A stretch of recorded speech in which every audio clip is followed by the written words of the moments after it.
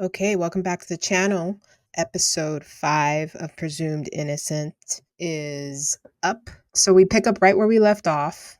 Rusty is beating the life out of Ratzer. In the last episode, we see him go to his house and threaten his family. He's banging on the door, and we see Rusty protecting his family and goes out there and beats the crap out of him. And, Rusty clearly has a hot temper, a violent one. And so that was a little bit alarming. I think one of the interesting things that we see in this episode is that there is a flashback scene of Tommy and Carolyn where Tommy says that he heard she didn't want to work with him.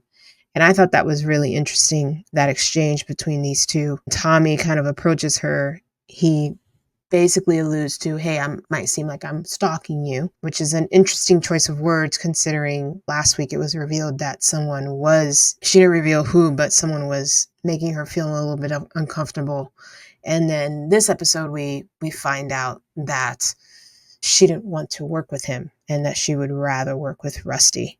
So that was really interesting. This episode really makes it hard to figure out who did what, who's involved in what. Tommy is definitely hiding something. I don't know that he killed her. Rusty feels more and more like he could have killed her. But then we get this really interesting scene where Rusty goes outside and he's about to leave and he sees Kyle's bike in the trash and he goes right back inside and kind of asks a question to Kyle, like, why is your bike in the trash? And he's just like, well, it's trash. It doesn't work anymore. There's something going on with my chain. It keeps coming loose, blah, blah, blah. So Rusty goes outside and he takes the bike and puts the bike inside of his trunk.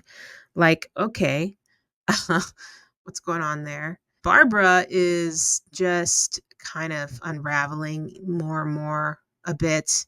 And so she's flirting with Clifton, our bartender guy, who clearly is attracted to her.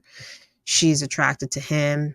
So she reaches out to him. She meets up with him and they kiss. Okay, so Barbara goes to her therapist, and she confesses all of this. And the idea of her knowing what she knows about Rusty, knowing everything that she knows about Rusty, the affair, the baby, now he's being accused of murder.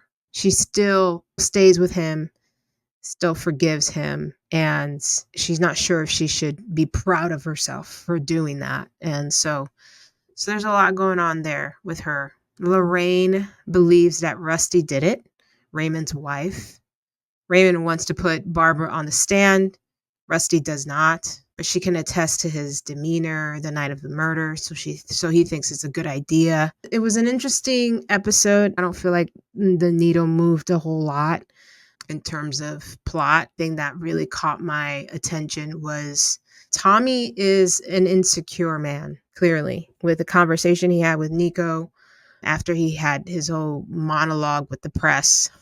That scene where he kind of just goes off, talks about how people in high positions don't they get away with murder, and basically he's like, not today, not right now, not with me in charge, not with me in this case. And Nico sees something is up with Tommy, so he confronts him. And, Tommy's like, I want you to feel confident in my ability to prosecute this case. And I don't feel like you do. And you're kind of giving off this vibe in this office. And so Tommy's insecure and I don't know, like something is underneath all of that. And I'm not sure what it is just yet, but he clearly is hiding something, and he clearly has issues. And I believe it was last week's episode where he says, this is personal for me. And so I'm asking the question, why is it personal? And the other idea that came up in the episode, I forget who it was, but, why hasn't Tommy recused himself from this case? I mean, I'm sitting here like, yeah, that is a good point. Why hasn't he done that? The other interesting thing that came out is that it was stated Carolyn was tied similarly to the case she prosecuted with Liam Reynolds. Similarly, not exactly the same, but similar. I thought that too was interesting. So there's two things that really caught my attention. Three things really.